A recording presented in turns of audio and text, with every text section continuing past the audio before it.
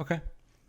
Um, During your time, I know it was only 11 months that Tupac was there, but during that time, did you ever witness any disagreements or arguments between himself and Suge? And the only reason I ask this is I remember a story you telling me that he had called because he wanted to take some dats out of the studio or something, and he was being told no, and he he got mad or something like that. Does that sound familiar?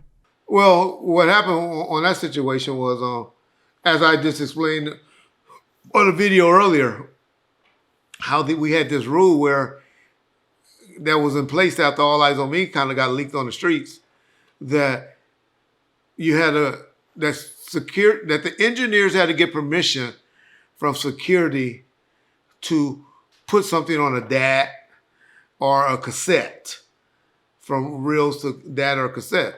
Now that was hard to tell Tupac no for anything. Suge would never tell Tupac no for anything. However, it was a rule. And I guess Suge didn't want to say anybody but Tupac or anybody but Snoop, which I pretty much probably knew that was the rule. Let them do what they want. Because what guys used to like to do is they used to like to go, and how they used to always get us and get music out of the studio is they would say, and that's why y'all heard on a segment where Suge say people got searched going in and going out. It was mainly so they couldn't be taking cassettes out of the studio. And so what the rule was, but what they would go come and say is, especially Hammer. Hammer was the main one, where because they had these nice sound systems in their car. All Suge cars was freaked out with sound system, but some of the artists, like Hammer and Pac and Snoop and Daz and them, they had nice sound. So they used to say everything sound good on those big expensive ass speakers. So they would say they want to go and see how the mix or how it sounds on a speaker in a car. And so they can go in the parking lot and play it in their car. It's how they used to always want to get DATs or cassettes out of the studio. I don't remember if it was DATs or cassettes that Tupac got mad behind, but he wanted to. He just was like, "Fuck it," Tupac. Y'all know Tupac. If y'all haven't heard, that motherfucker was bipolar. Tupac would go in one day, go out. He was a firecracker. That's the correct word. Tupac was a firecracker, and one of the engineers probably said, "You got to ask security," and that particular day, he probably didn't want to play the game. Hey, call Reg, still Reg, get permission from Suge for this to, you know, for me to take this on. Because he was, yeah, Tupac was Tupac. And so my security wasn't smart enough just to probably say, go ahead, Pac, have it or whatever. Which they probably wouldn't have did because they know they would have probably had some repercussions if they did. So I don't know if it was taking too long, if Tupac was just ready to go, but that's what happened. There was an issue where Tupac started going off because I guess the procedure was taking too long. The security wasn't able to get a hold of me, or I wasn't able to get a hold of Suge. I forget how it went, but that situation happened where he acted a fool. I remember the other time that he acted a fool, and those are the only two times I remember him going crazy or going off regarding DATs or cassettes. And that was and then when we had the situation at the airport, and back then y'all, you used to just buy tickets, and anybody can walk in with that ticket at the airport. You didn't have all this, everybody go to the gate. You didn't have all this TS. You had TSA, but everybody could go to the gate and go up there. You didn't have to have a ticket to go up there. And so everybody came, and it was the guys from New York was with them, and that was when they were having that party in Vegas with strippers and all of that stuff that I have always told y'all about. And they were all going up to the gate. Tupac wanted his whole crew to fly with him. Back then, a Southwest Airlines flight to Vegas Probably left out every 30 minutes, from LA to Vegas. But he wanted everybody on the same flight. We didn't have enough tickets for the same flight for the whole entourage that he had with him. He got mad. He probably really didn't want to go. Because if y'all know anything about Tupac, he really, really wanted the studio. And, he really wanted to work. He probably, Suge likes to party, have a good time. Show everybody a good time. So they was a little different in that aspect. Suge, Tupac went, and at the gate of the, when he found out everybody couldn't get on the same flight, got mad, threw the tickets on the ground, and said, "We going to the studio." I'm like, okay, whatever. They go, and they didn't end up going to the party, right? But in Vegas, because Suge had a bunch of strippers and everything at his house in Vegas. They go back to the studio. Tupac's mad. He's already pissed. So security goes and try to tell everybody they got to get searched. The rule was Tupac didn't have to get searched.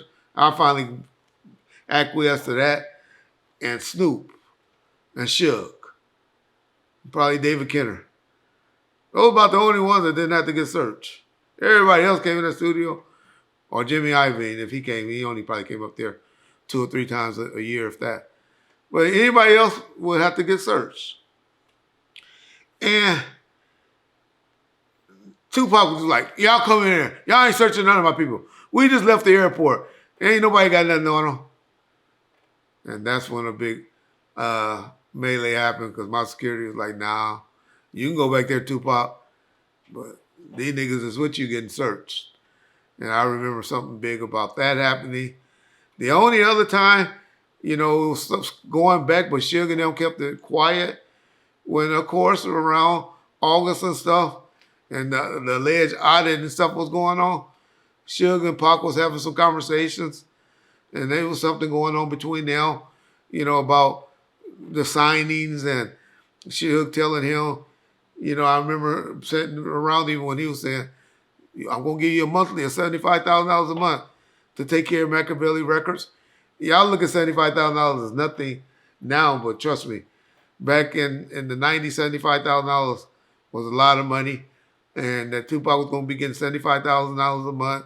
And they were negotiating that contract and stuff like that. A little, stuff going on between them back then. And then the time when everybody keeps saying Tupac and Suge was arguing outside of the hotel because y'all listening to Michael Moore. It wasn't Tupac and Suge arguing. If you know how Tupac talked, he was just saying how he was pissed and all the things that he was going to do to Snoop for saying what he said on the radio and how mad he was about that situation. And so, other than that, those are the only times that I ever heard that him and Suge not acting like the best of friends. They were really, I heard an interview where I think Scarface was saying he didn't think they were that tight and stuff. I don't know if he's talking about pre-death row or what, but all I can say is I never saw that. I always say now, and if y'all know anything about Suge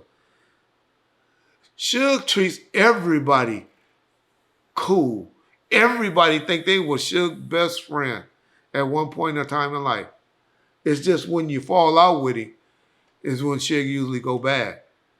But he treated everybody. Once you got to him and you can get to him, I can't think of anybody that never got over what they were asking for from Suge, especially in the 90s when he had it. And so I talk a lot of shit about Suge and all of that, but one thing I can say, when Suge had it, he was very generous with it. Peace. So we're going to come up with this program for you guys where we want all you up-and-coming rappers where y'all can pay $200 or a fee where y'all DM either me on IG or John, hopefully John, because he's going to be the one coordinating it, at bombfirsthotmail.com. So I'll say it again, bombfirsthotmail.com. This is a new program, y'all, where y'all can play y'all music. Y'all can come on. It can be a song with a sample in it. You DM John, he'll give you all the specifics. But you can come on, and we're going to give you a special day that we're going to play music on Bomb First, and you can rap a 2 to 3 minute song. Sing, rap, or whatever. The second part of the program is that you also can do. All of y'all always talking about, John always asking Reggie nice questions. All these soft questions. I got better questions for Reggie. So for a fee of $300, John may even let y'all do $250. I don't know. Y'all got to talk to John. But y'all DM him at bombfirst@hotmail.com. And for a nice fee, you can have 10 questions. Any questions you want. You're not going to be on camera. You're going to be like John. I may not even be on questions camera, depending on the date that we do it, how soon you want to do it. But we're going to give you the opportunity to ask 10 questions. We're going to put up the segments right after we do it. And you ask me those 10 questions, and I'll answer those 10 questions. Any topic.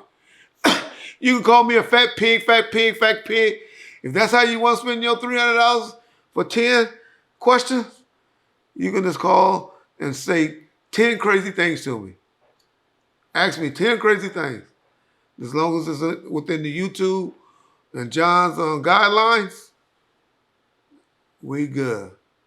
So, new program, me and John trying to give to the Bomb First family community or our haters, however you want to be.